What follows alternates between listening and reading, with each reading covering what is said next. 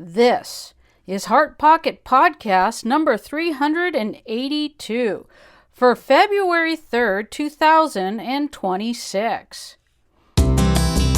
Heart Pocket Podcast, seeking to align our hearts with God's heart, making our hearts more like the heart of Jesus.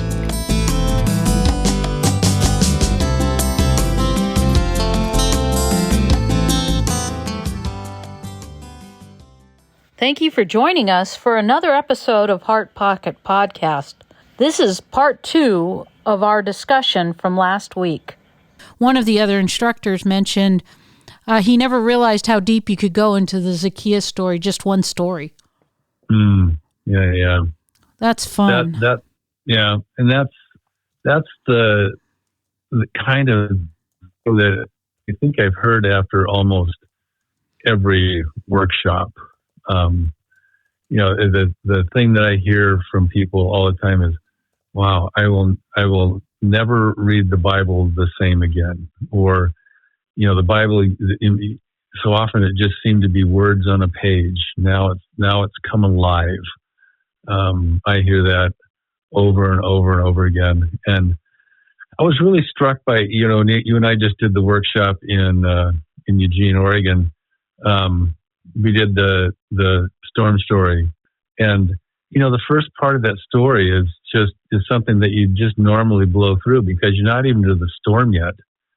But we just had this amazing discussion with those college students over, Jesus saying, "Let's go to the other side," and they dismissed the crowds and they took Jesus in the boat with them.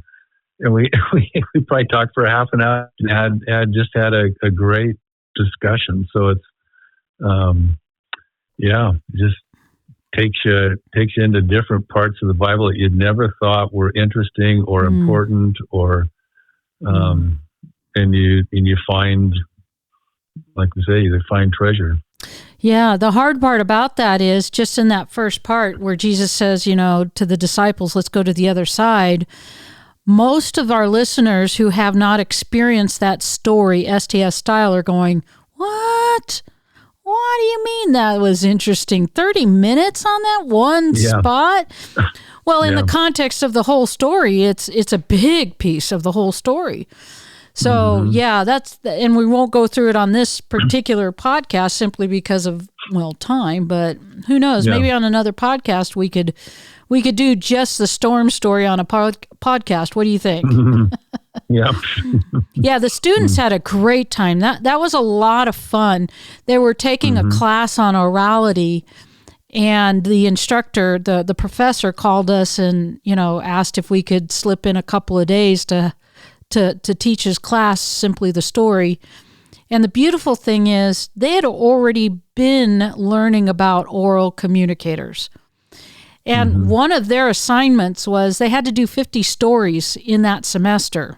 Learn 50 Bible stories. Now, I don't know about you, that's a lot when it's one class in several classes that you're taking. Yeah. Quite the challenge. So I think the piece where we slipped in really well was helping them learn the stories accurately and rapidly. And then I think the second piece where we slipped in well was helping them to lead in-depth discussion, asking questions. And I know they appreciated it, and I had a lot of fun there. So I agree. What are some other things that you see with Simply a Story that you really enjoy, besides the traveling? Well, I use it. I just think Simply the Story is, for me, it's a great discipling tool. I use it every week in a small group that I lead at church. In fact, the vast majority of my use of Simply the Story over the years has been chronological storytelling in small groups. And when I got back from that first workshop in Spain almost 11 years ago, I had almost immediate opportunity to put it in practice. Some neighbors of ours, my wife had been talking to them, and they were going to host. They'd go to a different church, and they were going to host a a Bible study in the book of Acts. Well, nobody showed up, or nobody signed up. So, and they were kind of disappointed. And I said, when my wife was telling me about it, I said, well, I'll do it, and we can invite some other people. But I want to do it using simply the story. And so it just became kind of some friends and neighbors that came, and we spent a year going through the book of Acts, and everybody liked it so much. Okay, so Mike, you did STS with your friends and neighbors for 1 year in the book of Acts, and then it sounds like, where did you go from after the book of Acts? Well, we did Genesis, and then I think we did Exodus and Numbers as well, and then that group kind of went away. But that was probably 2.5, 3 years that we did that. Just meeting once a week, and then for the last 4 or 5 years, I lead a small group at our church, and we spent 2.5 years going through the book of Matthew, about 1.5 years in Acts, and now we're just into chapter 5 of Romans. So we're trying to do an epistle using simply the story. How is going through Romans using simply the story? What's that like? It's a lot harder. It's because it's not story. I tell the passage. I use this exact same process, and we just chunk our way through the story. I have to ask questions. Well, what do you think Paul was getting at there? Or what might Paul be wanting us to learn from that? Or so it's still asking questions, but there's no characters necessarily. There's the author and his audience, and what's he trying to communicate to him. I'm still trying to get better at it, because again, it's not story. So it's like I said, it's more difficult. I'm still learning. Still refining. Sure. Yeah. And I think, in general, the epistles can be harder, even if you're not using the STS process, because it is harder to remember. So having said that, going back to Romans, do you find that the people are remembering more of Romans as a result of using the STS process? And yourself, that's a even. Good question. Yeah.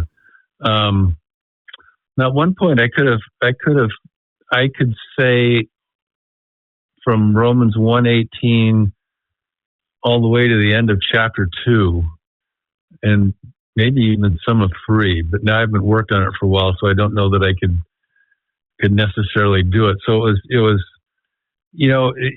parts of it were really easy to remember, because it's just Paul's just logically arguing through those several chapters, and in fact through the whole book. So it flows really nice.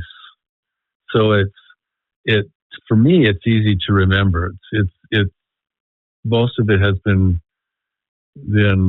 not that hard to learn the different sections. For the group, I couldn't tell you. I don't know if they're remembering more or not. Well, clearly this isn't your first time going through Romans, correct? You've been listening to Heart Pocket Podcast. Interviews, Bible stories, in-depth discussions, stories of impact from around the world. Doing it STS style, or me personally? You personally. No, for Okay. sure it's not. So because you're going through this STS style, it sounds to me like you're able to remember a lot more. You're saying it's not hard to learn the different passages, especially in like from Romans 1:18 to 2 or 3. It sounds like you're remembering more. Oh, absolutely. Yeah. And what about digging in and seeing the treasures and the richness in Romans? Do you find that the process has helped you to discover things you had never seen before, or what are you seeing there? That's a good question. I think so. I mean, it's helping. It's because of the way we're doing it, because of the way we're going slow. Taking that nice slow walk. It is because I'm mulling over these passages for a week, and if we for some reason have to skip a week, I'm looking at it for a couple of weeks, and that has an impact when you're thinking on something for a week or two. So sure, I'd say it's different from other times when I've studied it, where and I have to admit, I after I work on the passage, I've got some other sources where I've got a couple other pastors that I listen to sermons where they've gone all the way through the book of Romans. So I listen to their sermons, and I do that as well. But I think just that slow process is really helping me learn the message and what the book is trying to communicate. And, Yeah. Okay. Yeah, and I'm glad you're looking at other works out there that pastors have done and stuff. Like, there's some great commentaries, some great sermons, good stuff out there. And I find that when I'm learning a passage, that sometimes I'll go and listen to other sources as well, and it helps me to mull on what I'm digging into, for sure. Mm-hmm. Yeah. But that sounds like fun. I wish I had known you were going through the book of Romans. I'd come to your class if I was nearby. Sure. But you're lucky I'm not nearby. Anyway, I'd be curious what some of the folks in your class are saying about this, because my guess it's probably not the first time they've gone through Romans either. No, it's a challenging. It's challenging because I'm trying to. I know that there are people in our group that are going to look at different things from a different theological perspective than I'm coming from. So it's I'm trying my best not to just go into teaching mode and say this is what it says and blah blah blah, and trying to just let the passage speak for itself. So that's probably been the biggest challenge, I think. Yeah, going through an epistle. Yeah, and you're not the first one I've heard that has done simply the story with an epistle, and I hear consistently it is more challenging than the story passages. But even whether you use simply the story or another method, the epistles generally are more challenging than the narrative passages, just because of the nature of what they are. But certainly to remember these things, and even the challenge of going back when Paul is talking about certain things that are referenced into the Old Testament, are you going back to some of those stories as you go through Romans? I have a few times, gone back and so for example, the best example I can think of is we're going through the book of Matthew. Jesus constantly refers to himself in the book of Matthew as the Son of Man.